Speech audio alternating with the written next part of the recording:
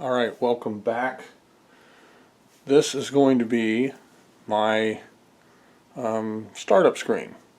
Now I'm running pretty low on ROM space for graphics, so sacrifices are going to have to be made, I'm sure, to try to squeeze in as many moves as I can. But right now I'm going to cycle through the 24 different varieties of wrestlers. Now I've just got this set up just to cycle through them. It's not ready to start the actual match and fight, but it will put whatever wrestlers are up on the screen when they're chosen. But it has to be either wrestler 1 on the left and any number of them on the right, or wrestler 1 on the right and any number of them on the left for now, until I get the selection modes fleshed out.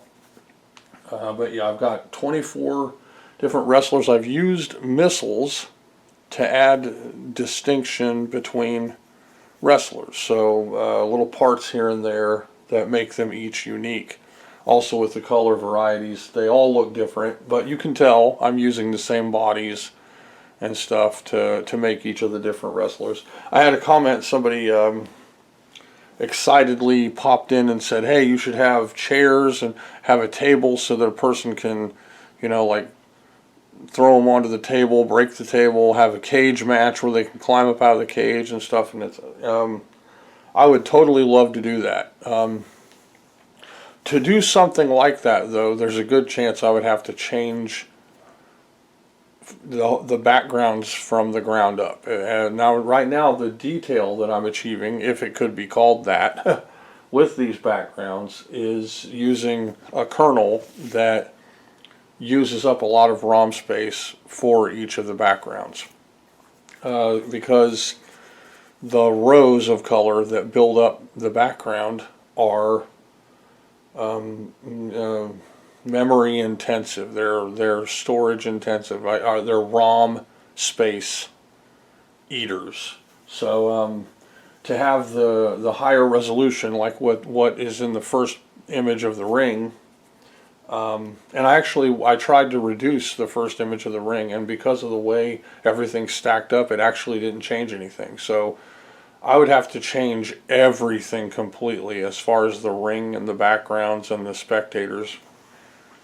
And that's not really, it's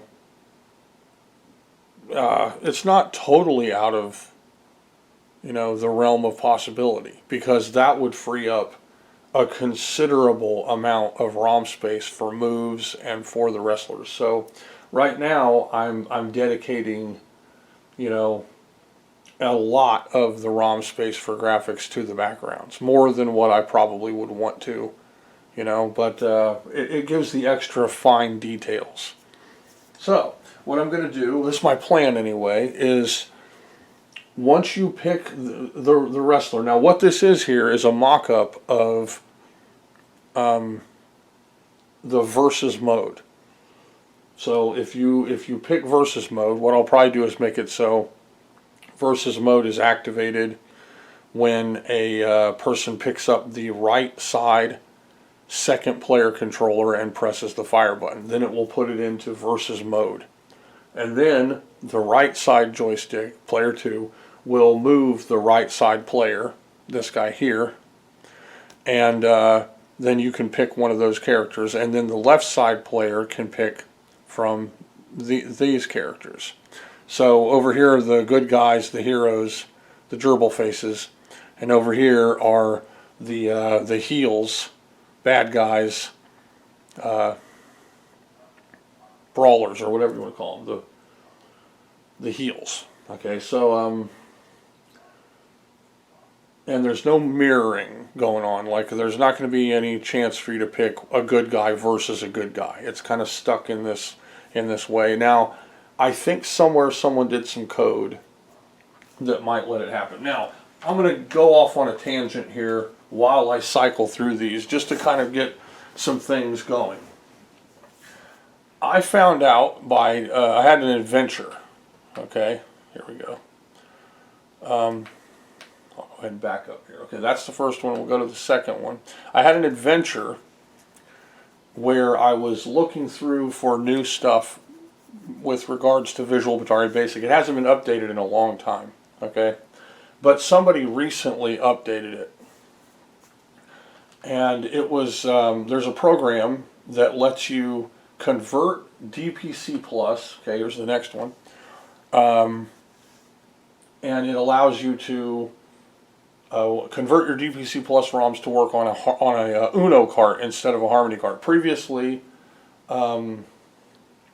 you had to have that ARM chip that's from Atari Age, and so you couldn't really.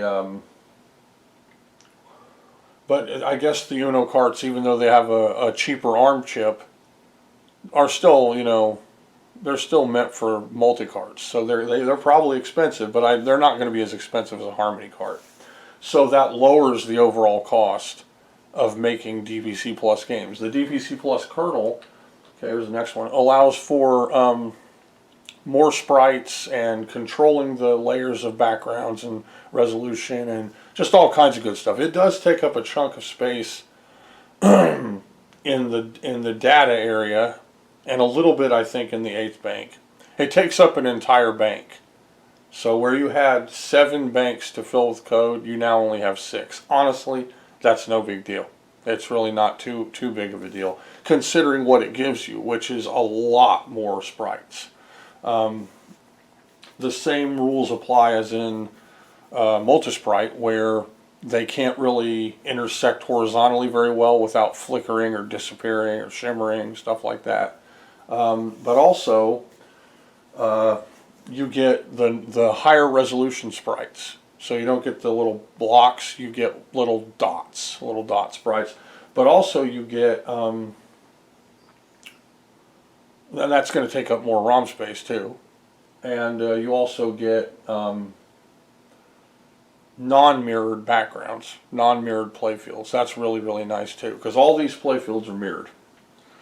So, just throwing that out there, it gives you the ability to possibly make DPC Plus cheaper. So that's why I downloaded it. I also downloaded the program that allows you to do it outside of it, and it didn't work for me. When I did it, it said that it succeeded. I have a DPC Plus game from about 10 years ago called Runout.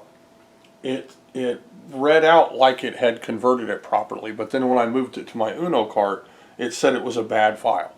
And so I looked up why, and it could be that I need to somehow reflash my Uno cart to a different firmware, which is a ridiculous process for that cartridge. It's not just, it's not as easy as just using some flash. You have to buy specific stuff and all that. But I guess the newer Uno carts are supposed to have the firmware already on them, and mine is one of the newer ones. So I'm thinking that it's not that. It actually didn't convert my game properly.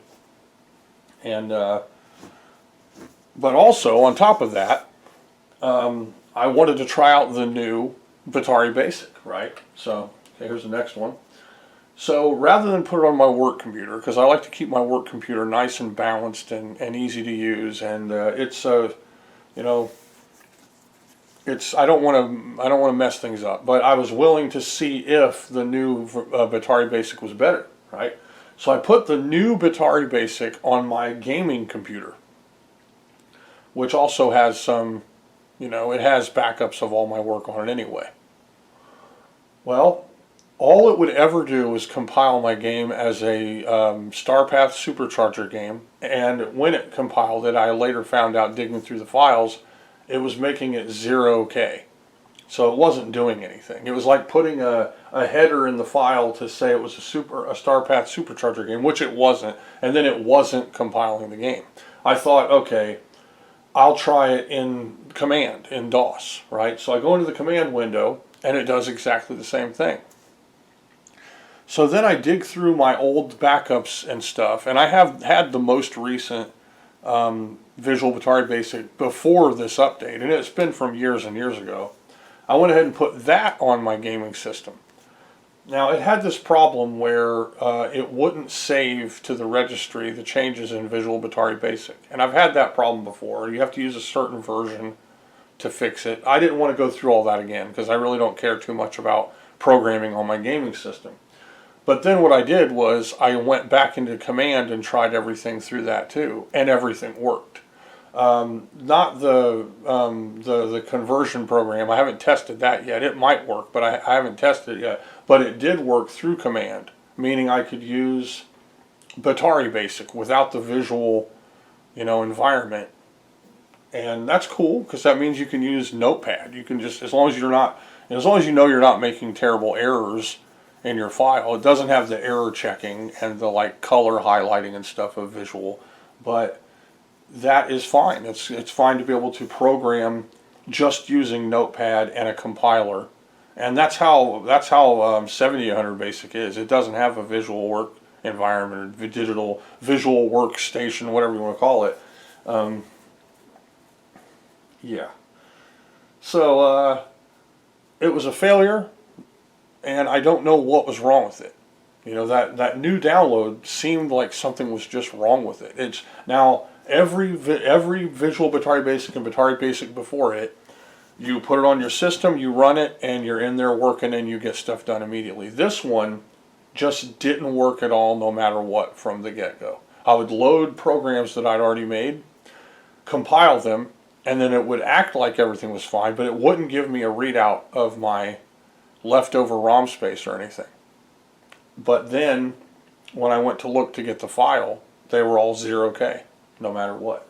So my point in saying all this is that the videos that I do are using either 1.0 or 1.1, the Revenge, or the whatever editions that came out before this one. I can't say that if you get the very latest, which is only I don't know, it's like a year old or something like that. It's a new release of it. I can't say if you're using that new release that what I'm doing is going to help, because it may not even work at all. And I don't know why they would change it when it was working okay to begin with. It was saying to fix certain code errors and stuff, but I don't know. I know how to get around those errors without problems. So that was an adventure. Then the next adventure I had was I'm playing on my gaming computer. I'm playing some RE2 Remake. I got the City of the Hell mod, and I put an extra mod in there to turn all of Mr. X into liquors to make it easier. And then I got a critical hit mod to make it so all hits are critical. So if you hit them in the head, it blows up their head. With anything other than a submachine gun, right? And that's not as easy. It is easy, but it's not as easy as you might think. If you end up hitting them in the shoulder or the chest, it's not going to kill them. It'll still take a couple of shots. But having that enabled makes City of the Hell the funnest. It's the de facto. It's no longer trolling you. It's actually a super fun game, because you don't have Mr. X unfairly trapping you and beating the crap out of you. You don't have to shoot something in the brain 9 times, to kill it. So it's much, much more realistic. A lot funner. So I'm playing it. Now, the computer I have, my gaming computer, I showed it in my previous videos. It's got a cool orange case. I've got a matching black and orange Xbox One style controller. I've got a GTX 1080, Accelerate OC, PNY, triple fan, color matching, everything, LED. I bought the exact same card for my son, and that's foreshadowing. I'm playing, and then all of a sudden, my screen goes pink. That has never happened on my system the entire time I've owned it, since I built it. I'm in panic mode. My computer, So I take it apart. I take out the card. I clean off all the thermal paste. I repaste it. I check the heat levels. The heat levels aren't bad, but then I noticed that there was some weird wear on some of the connector, on the little pads on the connectors, and they weren't like dirt. What you usually get on those is like black scuffy greasiness that you can just clean off. You can maybe clean off with alcohol or some sandpaper or something. You can clean it off, clean the card, and then the contact is good. So that problem, when it relates to the connector, is usually just clean the thing off. But this was like tiny, tiny little holes. I'm thinking maybe the connector in my computer is actually cutting into the sides of the card for some reason. right? So I bring my son's computer out to test, to make sure it's the graphics card, make sure it's not the because I did just put a new processor in the system recently to get it faster. I was going with a Xeon to get multi-core, multi-thread, and it was running great. I still have it in case the processor is the problem. I can switch back, and it's a little impact on the performance, but I do get the benefit of having lots better thread performance.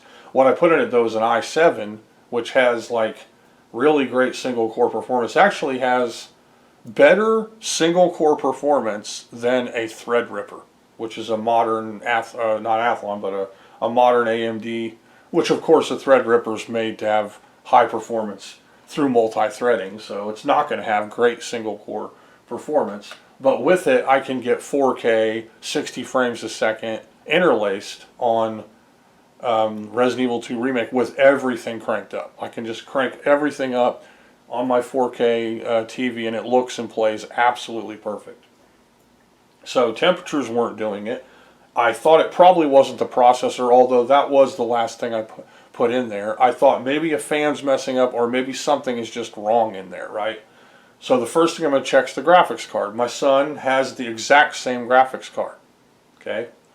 So I get his computer out, I put his graphics card in my system, then it works. I play for a long time, no problems at all, no screens, and this other card had actually done a pink screen, then a green screen, then another pink screen, then a white screen. It was basically the graphics card was dying, it was shutting off in the middle of playing that game. So like I said, I repaste it, I take it off, I repaste it, I retension the spring screws. I do everything I can to get the thing clean. I buff and sand off the connectors and everything. Then I test it in my computer and it works fine. It worked fine for like an entire day and into the next day, right? Then the next day it messed up again. And I'm like, okay, this is messed up, right? So then I start examining the two connectors. I realized that the connector on his system is different. It's like seated lower. I actually had to cut metal off the case, and it's a gigantic case. It's one of the biggest AT cases I've ever seen. And I had to cut metal to fit the 3-fan extra long. It is like a legit 1-foot-long graphics card into that system. But the way it seats is more level. It's really level and perfect. So I went ahead and swapped cards with him, and I said, what I want you to do is, and actually that's the card he wanted to begin with because he knew that I had just replaced the thermal paste on it and cleaned it up, and he wanted the one with the fresh thermal paste because he knew that it would last much longer and all that stuff. So he ended up getting the card that he wanted anyway, and he knew about all this. He was hearing about it as it's happening to me.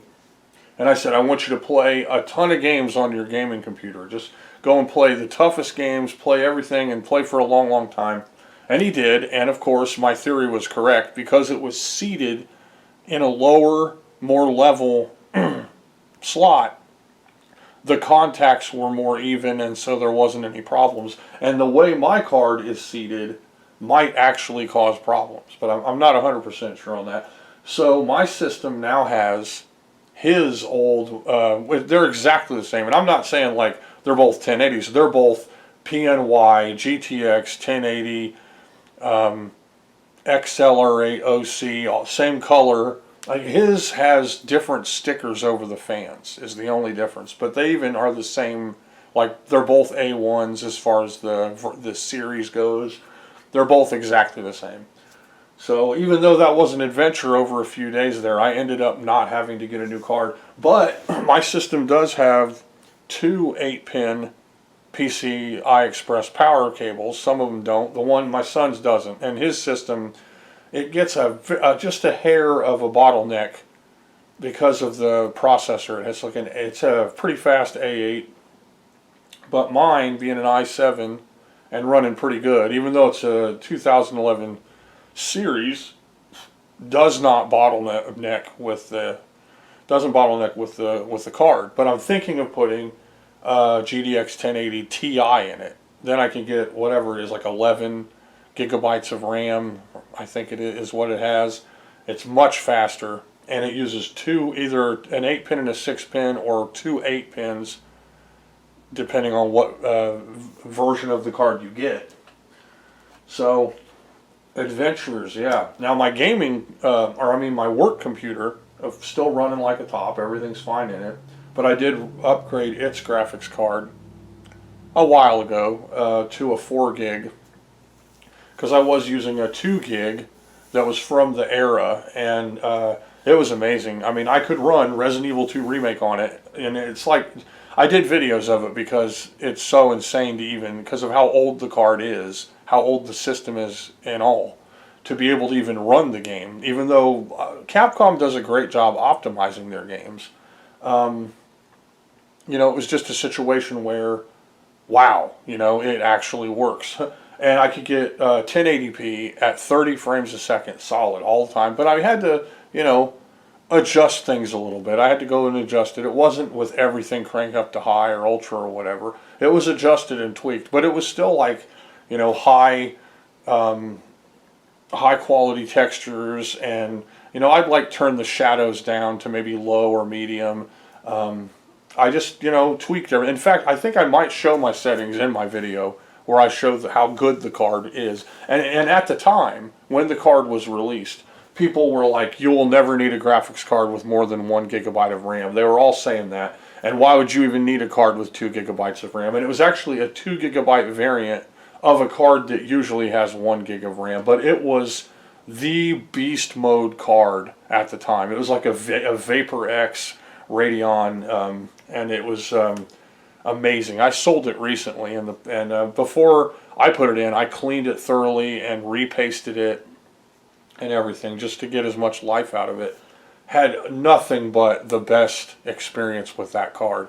But then, I realized that I would only get a slight performance reduction moving a 3.0 card into a 2.0 slot, but then I could also get the 4 gigabytes. And what that's letting me do is get much higher frames per second, up to 60 frames a second at 1080p on my work computer. So I can actually play like Resident Evil and stuff on this computer that I'm programming video games on.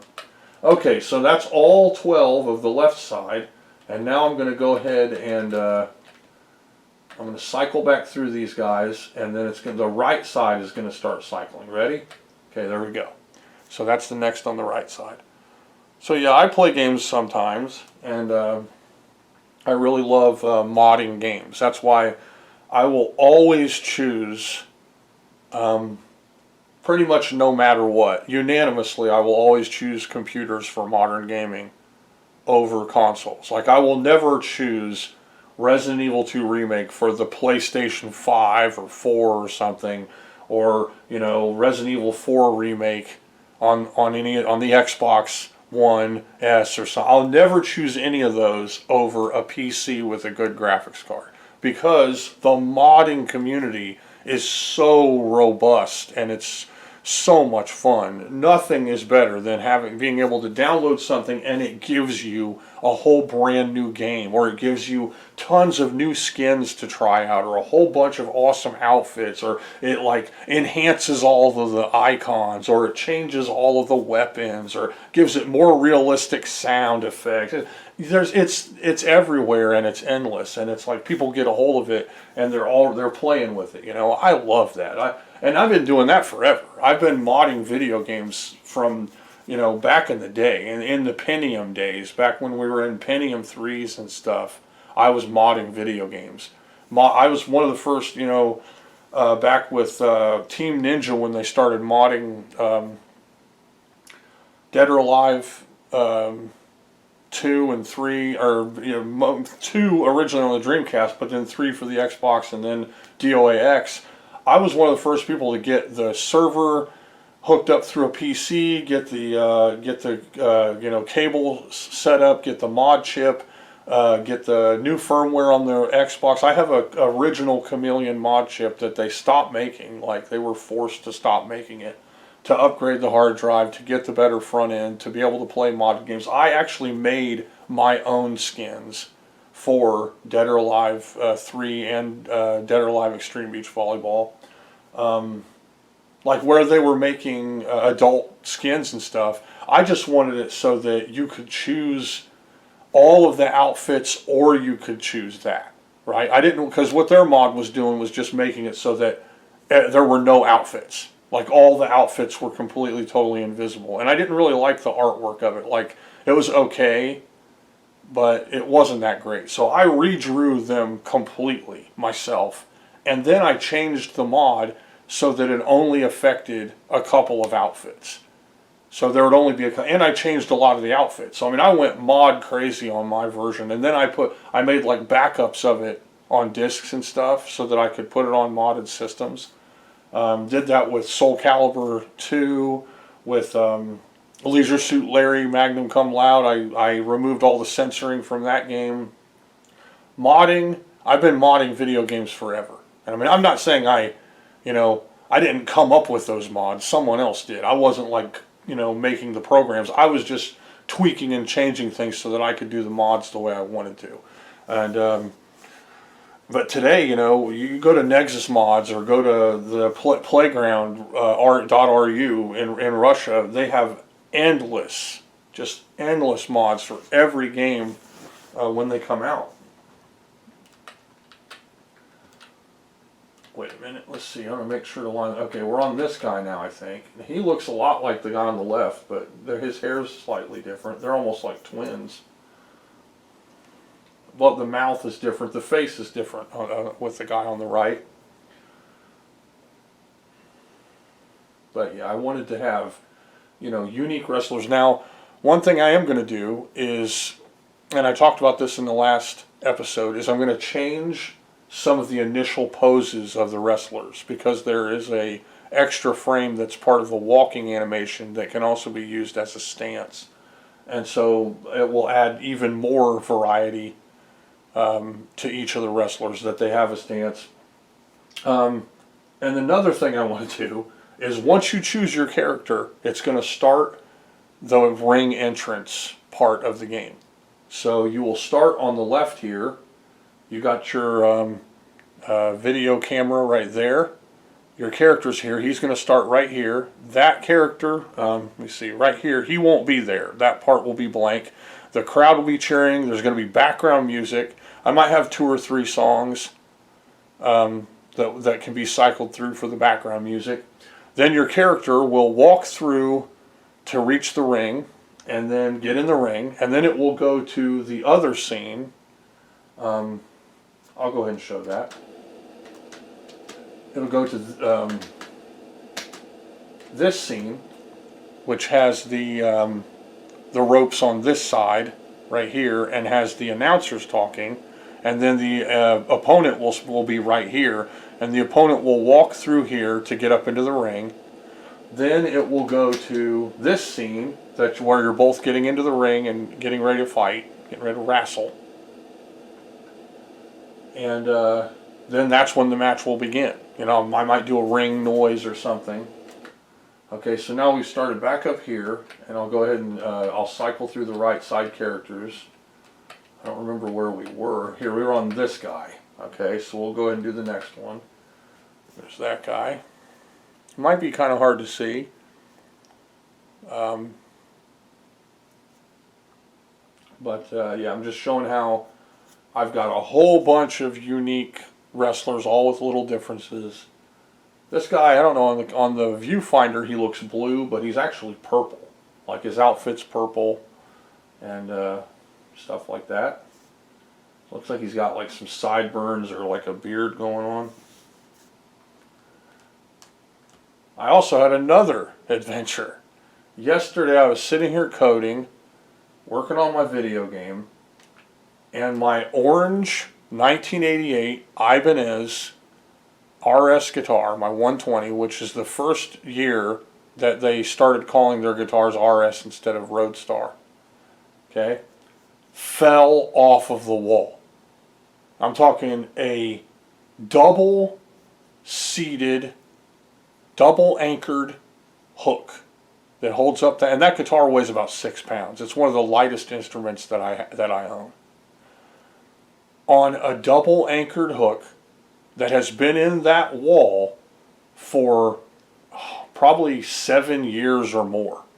I think it's been in that wall for like 6 years maybe. and it just fell right off the wall. Just suddenly. Crashed into my Pentium 2 laptop, the one with no screen that I showed in an earlier video that I used through a monitor with all kinds of stuff hooked up. And it chipped the bottom of my guitar slightly. I mean, it's an epoxy fix. It's not a big deal. It's something that can be fixed easily. It's some flavorings, right? But still, it was not natural. It's like it was knocked off the wall. It wasn't like, there wasn't any reason for it, right? It was weird. The guitar's okay. The laptop's okay. I checked it out. My kids were in here, my kids came in and I told them about it, like, oh my God, oh no. My daughter drew me a picture, like a little Oscar. She goes, oh, let me make you a poster to cover it up. And she made like a 5x8 picture of Oscar. She knows I love that Neon Genesis Evangelion, so she made it. So I just taped it over where the anchor was, so there's not like popped out little holes in the wall right there. And then she said she's going to make me more pictures to put on the wall right there, right? But, and so I've been kind of worried about the other ones that are hanging on the wall. I think maybe they're anchored better, because I did feel up there and it felt like the wall was a little bit crumbly around those anchors, but still just like, what the heck? It just like, what the heck? So this guy looks a little like somebody, right? Like a little tiny bit like Hulk Hogan. He's got like a beard and stuff. I don't know. I hope this is in focus. I kind of want to zoom in a little tiny bit more. That might throw it out of focus. But if you've noticed, my camera is no longer autofocusing and getting blurry. I've realized how to handle that is by intentionally setting up my own manual focus mode. And that helps. So I'll run through that real quick. Let's see. Let's see if I can do that while it's running.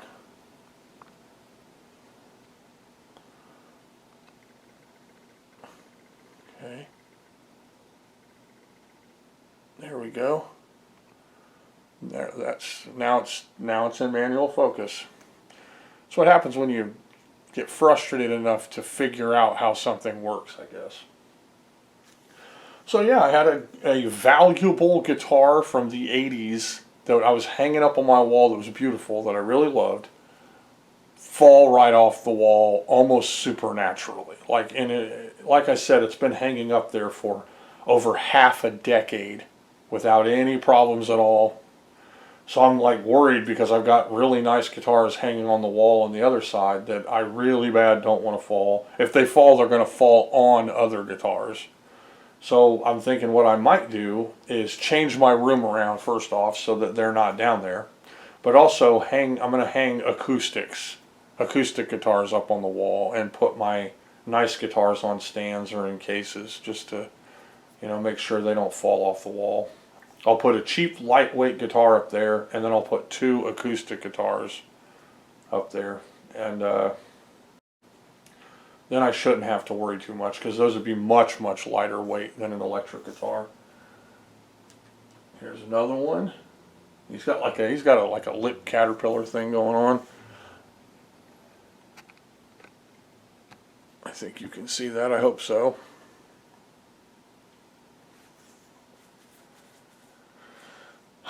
So yeah, that was a big shock. It was just like, what? So I turned on my Pentium 2 just thinking, oh no, my old computers. And then when I looked at where the guitar had fallen, there's like an indentation in the side of the instrument, or at the very bottom of it. And that indentation is the very top edge of the laptop where the screen lined up when it did have a screen. It hit the laptop in exactly the perfect place so as to not damage anything on the laptop. And it was only a small amount of damage to the guitar, but still, no one wants their guitar to get chipped up, and messed up. I'm not into relicking, okay?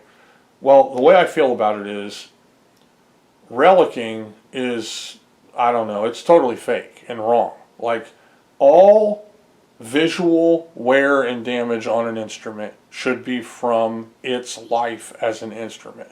So in my mind, You should buy a guitar, and it's in a good condition for you when you buy it. If it's brand new, it's got to be shiny and nice, or everything's got to look good, right?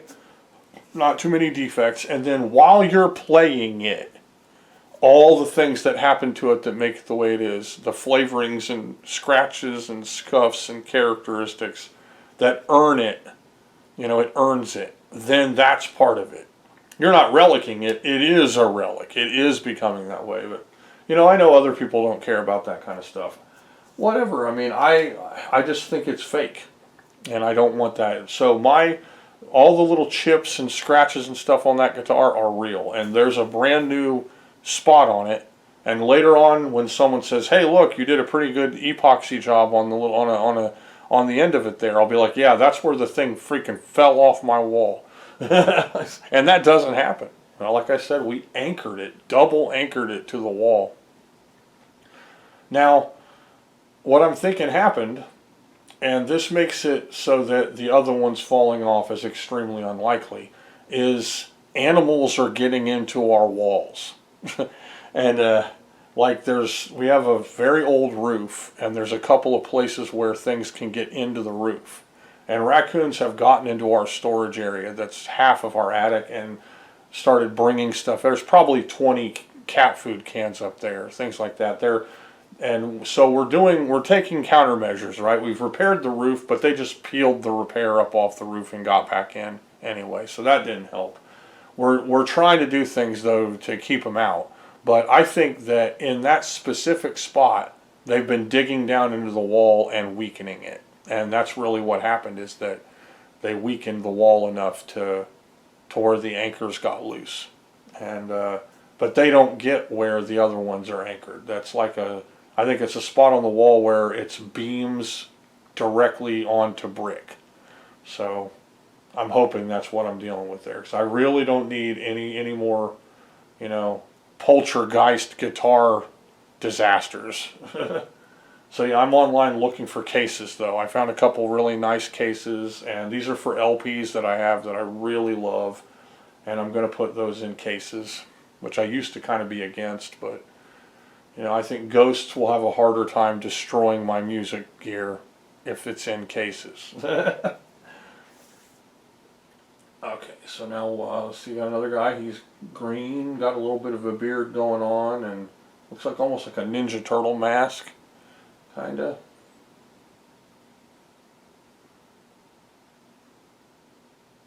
Now, I didn't know if the shirt was really a great idea, but I remember a lot of wrestlers would wear shirts. Like Stone Cold would wear a shirt, The Rock would sometimes wear a shirt, the Rockers would wear shirts when they wrestled.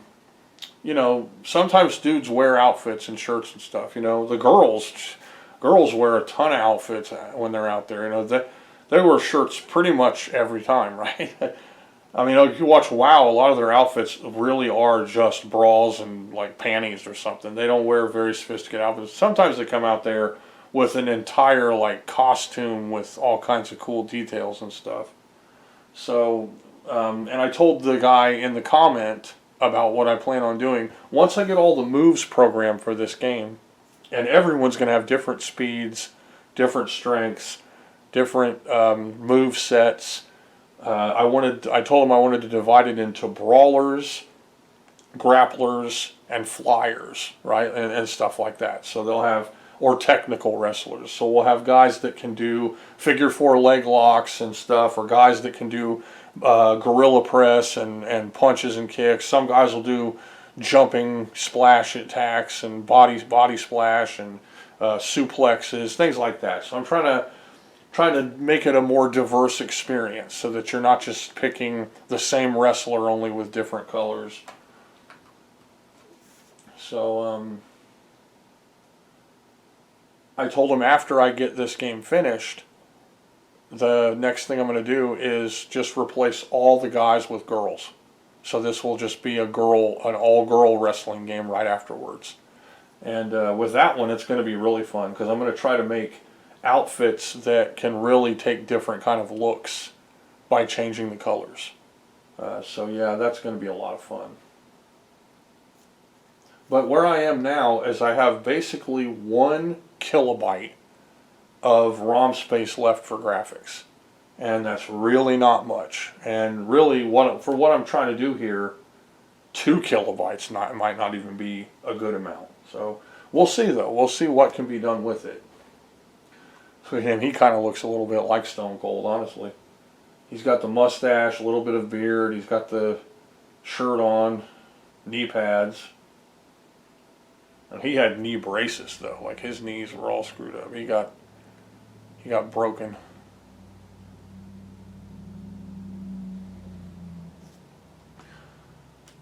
So yeah, my adventures.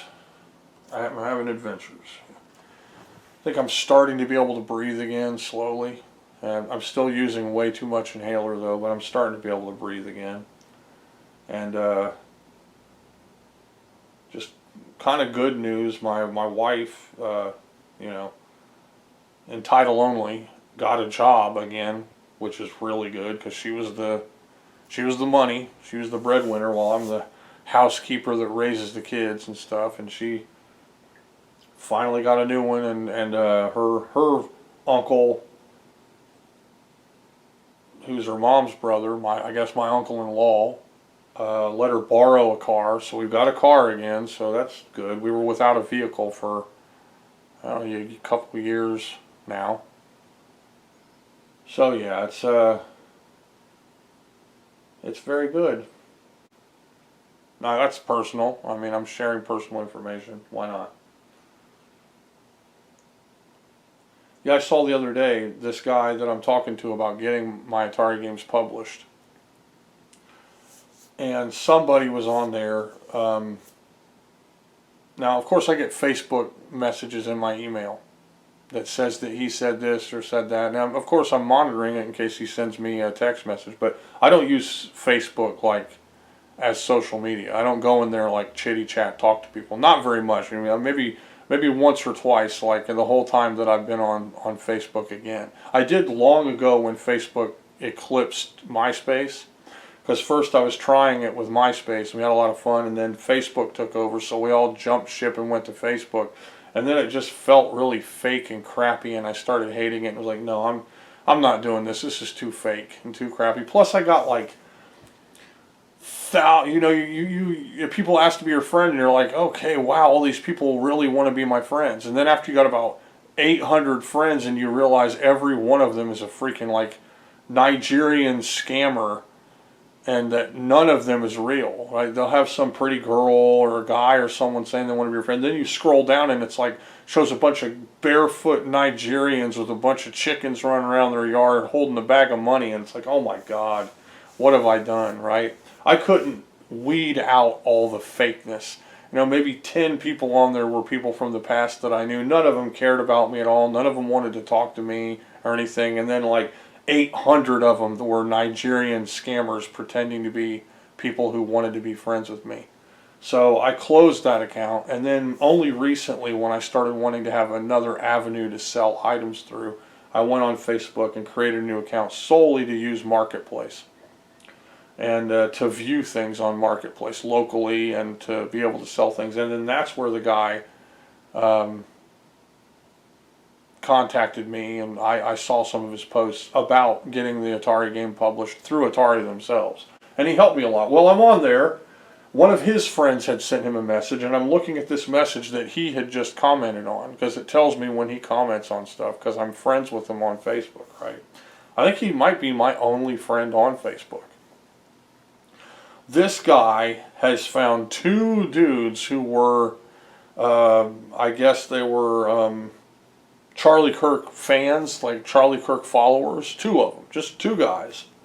And apparently they were attacking this guy's character. Maybe I don't know anything about this guy, but they were calling him a faggot, saying he was gay, tell him, how about I find you and kick the piss out of you. So they were brutalizing the guy in comments, right? Tell him to play with his action figures. They were attacking him, okay? Then here comes all this hate in here. They basically acting like they're happy that the guy's dead or he deserved to die or he was a Nazi, he was a fascist. It's just all of that bullshit. And I mean, I can tell you straight up, that's the problem. right there, is that type of attitude and that reaction. Okay? Just because somebody says they follow Charlie Kirk doesn't mean they represent him. And when people are hateful like that, that's them. Charlie Kirk was not a fascist. Okay? And that shit right there needs to go.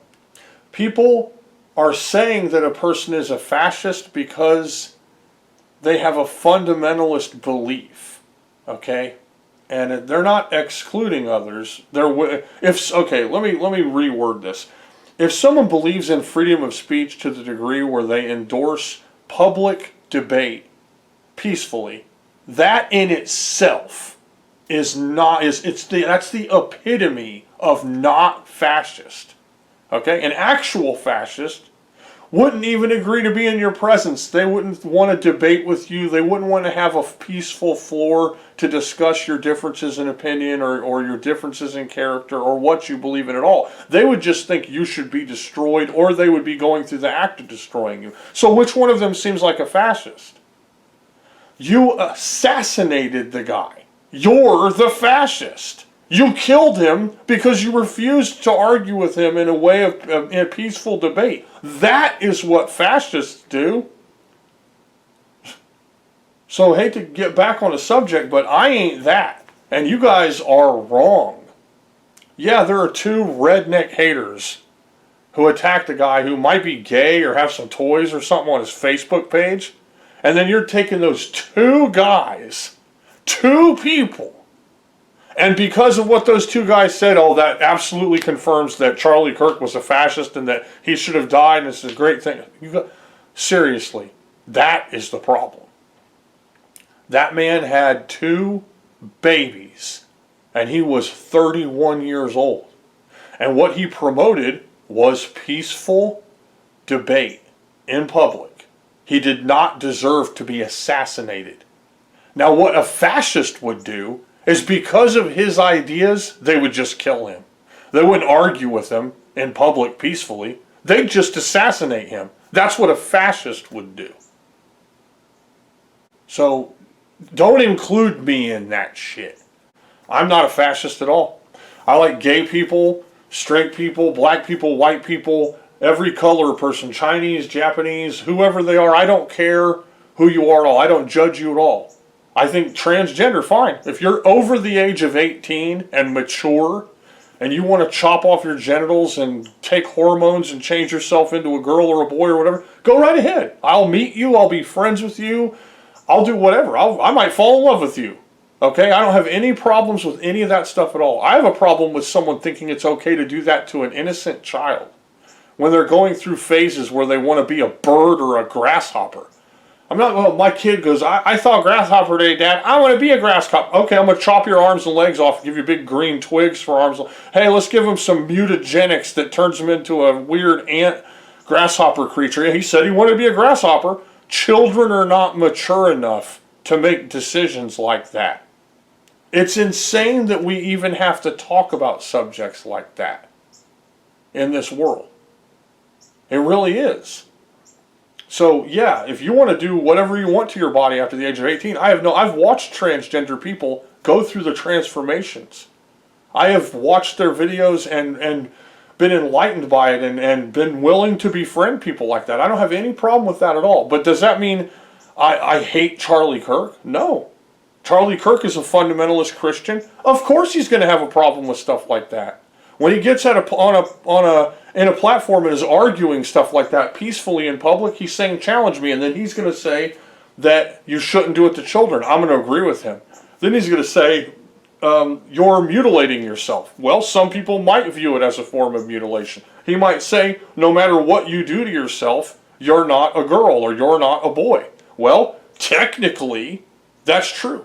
Yeah, because a boy is formed as a male in the womb and then comes out as a male. This isn't something that is... We're entering the realm of Sesame Street dream crayon debates with morons when you start to get into those kinds of debates.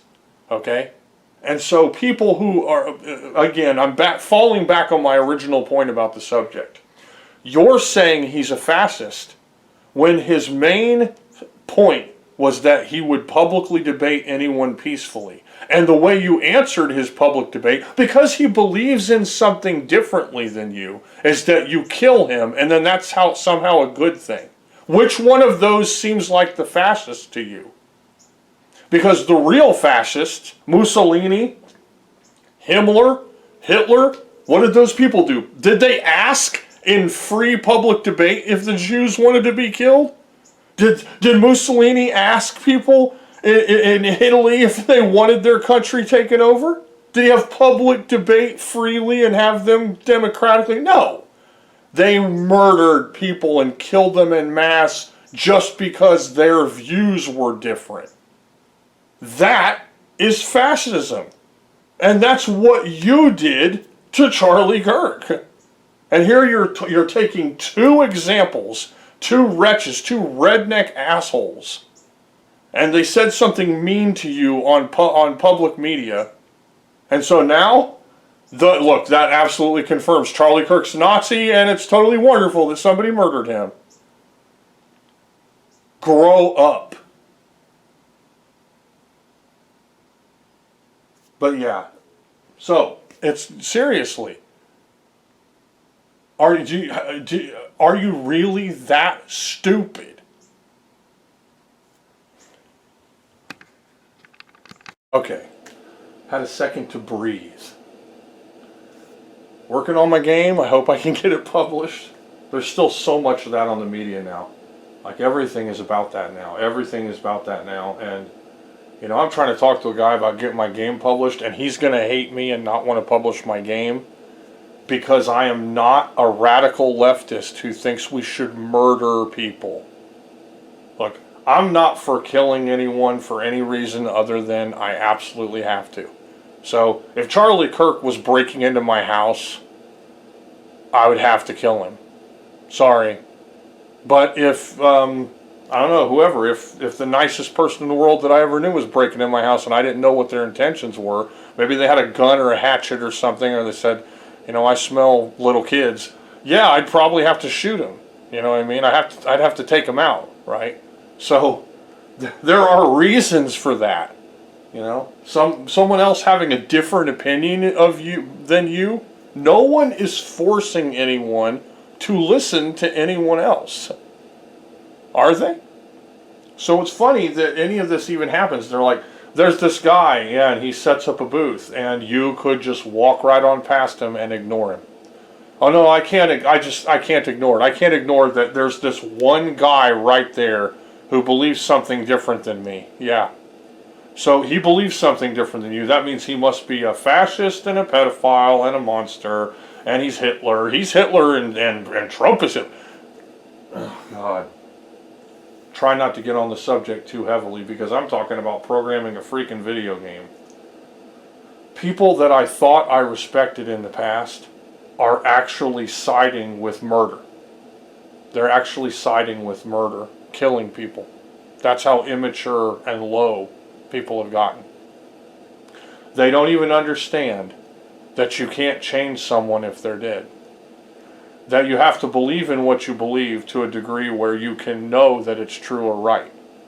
So if someone can prove to you that something's wrong, then you kill them, that doesn't mean that you're right. That means that you killed the mouth that knew what was right or wrong. If you know that what you believe in is right, and they're wrong, you have to be willing to try to change them. But for them to be able to change, they have to be alive. So that's what the whole purpose is of this peaceful public debate. Okay, he has to have a chance to convince you, and you have to have a chance to convince him. And no, he's not going to change his mind, you're not going to change your mind, and you both have to exist in the world together. And it's just so sad. You know, if people are harassing you online, that's one thing, yeah, but you can't say they're doing it for that guy. And if they come up and attack you for something, you know, that you're putting out there on the internet, you don't deserve to be accosted or verbally bashed or attacked by anyone. But that is not a representation of his character. He himself would never go to your Facebook page and harass you. Okay? So You know, okay, like I follow Becky Lynch. I love her as a wrestler and a performer, okay? But if I go and I see somebody's webpage and I tell them that their dog's ugly, they're not going to go, obviously Becky Lynch is a dog hater because look, that guy's following Becky Lynch and he said that my dog's ugly. No, you're connecting stuff. Yes, there are sick rednecks who judge people. And yes, I'm sure those people followed Charlie Kirk everywhere. Yeah. That doesn't mean he was like that. He himself would never go to your Facebook page and call you a faggot or a homo or tell you that he's going to beat the piss out of you or to go play with your action figures or something like that. Yes, it's wrong that someone did that to you. Yeah, but that wasn't him. And because two guys, two redneck assholes, they might be a leftist bot for all you know. You don't know these guys. Okay? Two guys said that. And now what that means is that it was totally okay to murder someone, that he was a pedophile and a fascist, and that poor you. Oh, poor you. You poor. No. It's not okay to murder people. It's not okay to murder people no matter what. Sorry, it's not okay to murder people. It's not okay to assassinate people. No matter what you think, it is wrong. It's not okay. You can say you wish someone would assassinate this or that person. You're wrong. So, you want to argue, you want to debate with me about that? About whether it's wrong to murder people? That's where we're at now.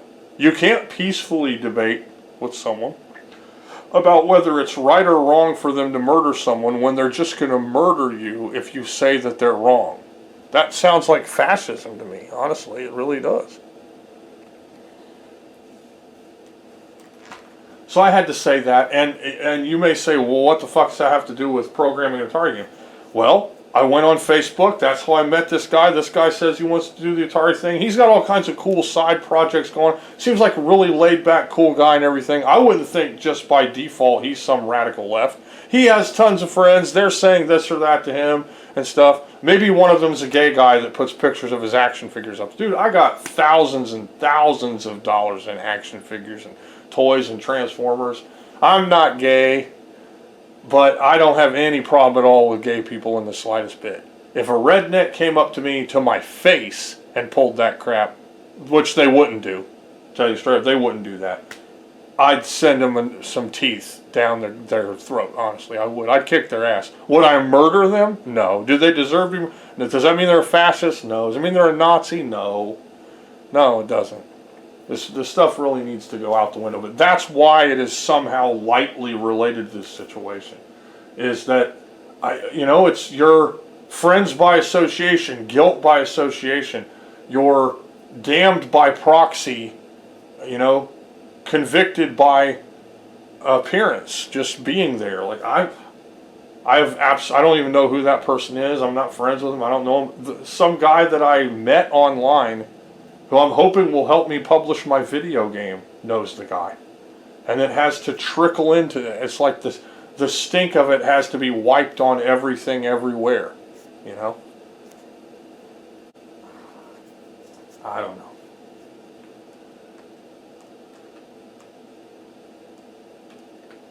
So do you think that Jehovah's Witnesses should be assassinated?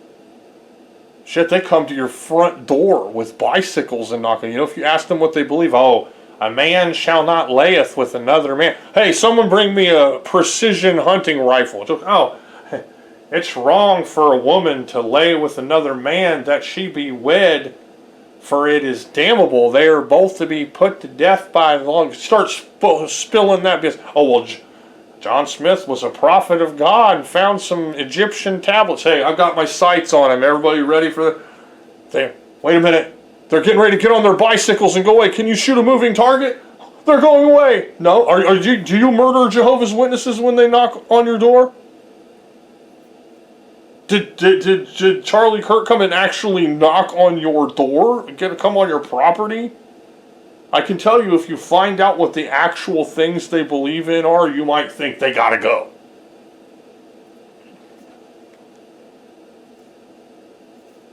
No, you know what I do when Jehovah's Witnesses knock on my door? Same thing I do with the police knock on my door. I don't answer it. If the Jehovah's Witnesses have a warrant signed by a judge, the Jehovah's Witnesses aren't going to need to knock on your door. They're just going to knock the door down and give you the miracle of Jesus in your life, whether you want it or not. Okay? But none of that's happening. Just like no one is forcing you to talk to a guy sitting at a booth at a college.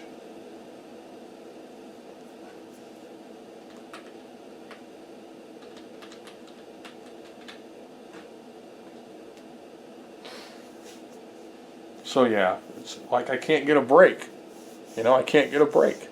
And I hope this guy, if he watches this, I hope you know that I would hope that the dealings with someone over a video game are not political. You know? Like, I'll say this. I think that people that cheer and laugh and party when somebody like him gets assassinated should be fired. They should be terminated from their jobs. Do I think they should be killed? No. Because I don't think people should be assassinated. I don't. I was sad when they found Saddam Hussein and then people of his country hanged him. He could have been put into prison. We could have got a lot of information from him. Things could have been done other than that. I'm sad when people get murdered. It doesn't matter who those people are. Okay. Charlie Manson. If you ask somebody who the worst murderer is of all time, people are going to say stuff like, oh, Jeffrey Dahmer, or this Holmes guy from the 1800s, or maybe Charlie Manson. Do you know there's absolutely no evidence that when the Manson family murders took place that Charlie Manson actually killed anyone at all? Charlie Manson never killed anyone. He told people to kill someone and then they went and killed somebody. Kind of like the leftist actors who went on TV and told everyone that what would happen if somebody killed the president, or we should beat up the president, or I'd take the president in like a schoolyard bully and punch him in the face. What would happen if someone would only just put a bullet in his head? So, yeah, well, what if somebody did that? Then they should arrest those actors and put them in prison the same way Charlie Manson was arrested and put in prison for the people he told to kill went and killed someone. He didn't kill anyone. He had a group of people that worshipped him, and he said, now go and find these models in some rich guy's house. What is it, like Polanski or some Roman guy? I don't know. Kill him. And so they did. That's wrong. What he did was wrong. Yes. Did he actually physically murder anyone? No, he didn't. He never murdered anyone. He told people to murder someone, and then they went and murdered someone. Then he spent his entire life in prison. Everyone's interviewing him like he's the most heinous murderer in the whole world. You know, people sober up pretty fast when they're not insane on drugs and psychedelics and stuff and having people literally worship their nuts. Okay? So this guy stopped having that happen and was sober and clean. Eventually he got married, like 40 years later or something, right? And everybody's, that monster's going to be burning in hell, it's such a terrible bitch. It's like, none of you believes in change. You don't believe in change at all. You don't believe that a person can actually be different than they were long ago. And you're not about to give them a chance to change. And you don't think that what you believe is worth impressing upon someone enough to change them. You just don't believe in the system. You don't believe in change. Say something stupid. A leopard never changes their spots. So once a snake, always a snake. Oh, he's a rat. Once a rat, always a rat. Oh, evil people never change. They're always evil. No.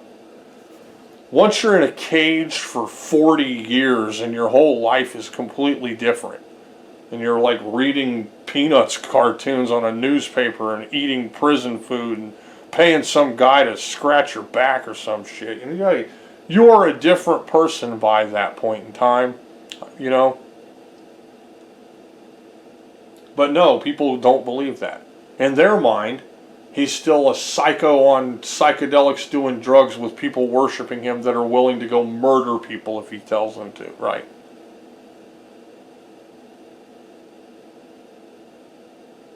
But we're not giving anyone a chance to change. We're not giving anyone time to change at all. We're just like, no, hey, that person is saying things that I don't want to hear. I think we should go ahead and get a high-powered rifle and murder them. Yeah. If someone says something that I don't want to hear, we should murder them. Because we think that they're fascist. Yeah. We're not fascists. There's no way we're fascists.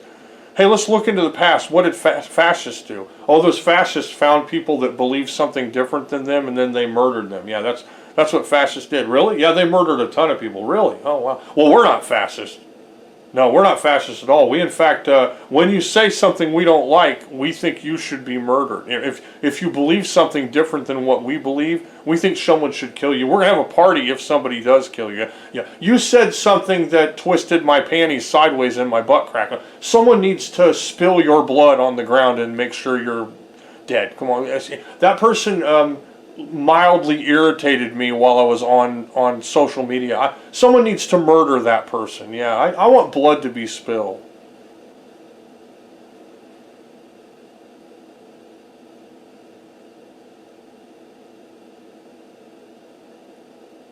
So yeah, I think people can change. I really do. I think people can change, but for them to be able to change, couple factors have to be in place, right? Firstly, they have to be alive. That's the first one. Yeah. For you to change, you have to. Secondly, you have to give them a chance. Thirdly, you have to peacefully debate with them. That's how people can change. Well, people can have a change of heart. Yeah, they can. People can change. You can't change someone, though, if you shoot them in the head. After that, there's no changing them, and there's really no fixing what happened, is there? But yeah, so just to reiterate, I'm just some guy trying to do something with my life, just program and have fun with my kids, raise my kids. I love my kids more than anything in the world.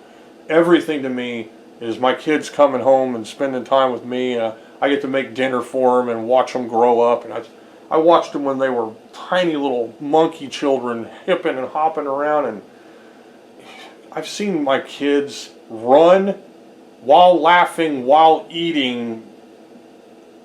I would die if I did what they did, full of energy, and everything was fun and dancing and playing and stuff. And now they're like on social media watching Keter Panetter freaking create an android Sonic the Hedgehog character. Oh God. My kids are everything to me, and I love them, and I'm just trying to publish a game because I love pixel art.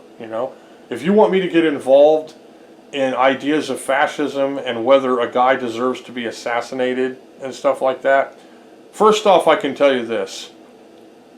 As far as the subject goes, A, I don't give a shit. B, I am 10 times smarter than you on the subject. And C, I already know you're wrong and there's no way you'll convince me otherwise. So if you want to be proven wrong, debate me about the situation.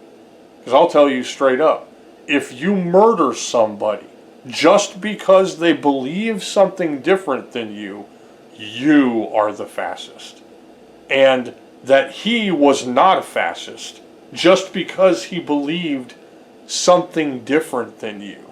And in that because he endorsed peaceful public debate, he was actually genuine, honest, legitimate, good person. And if you want to change him to accept whatever it is that you think he needs to accept, he is completely offering you the chance to publicly, peacefully debate him. Anybody who uses what he said to hate other people fails him and fails themselves. And of course, all of the left are going to say that he was a fascist. And if you look at what the left are endorsing, assassinating the president because he believes something different, assassinating people who are popular that believe something different, they're encouraging it. They have verbally encouraged it. I think that's the fascism. I mean, a gay army that wants to kill everyone because they're not gay is as fascist as a straight army who wants to kill gay people because they are gay. But ultimately, it's just, hey, those people are different. Let's kill them because they're different than us, whatever that difference might be. And you've entered that realm, that inescapable realm, where you fucked up. You can't fix it. And I hate that so much, honestly. So, like, I'm just trying to make a video game here. People have some fun with the stupid video game on the old game system. I love programming video games. Pretty soon I'm going to start making Sega Genesis games, and maybe the crowd of people that are around that will be, I don't know, maybe different. I don't know. I didn't expect any of this kind of stuff to happen. I really hope.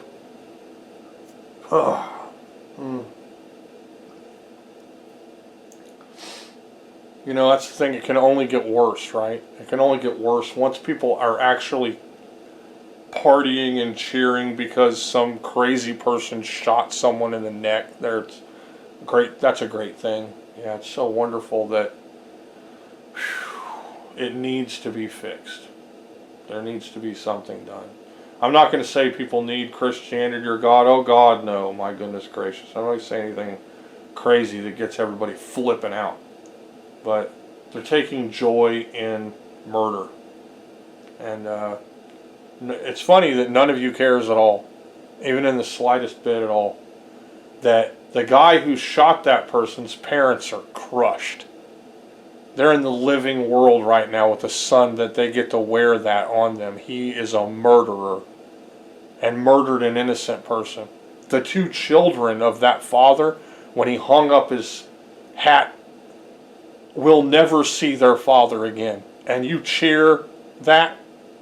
God damn you that you even cheer that two small children will never see their father again.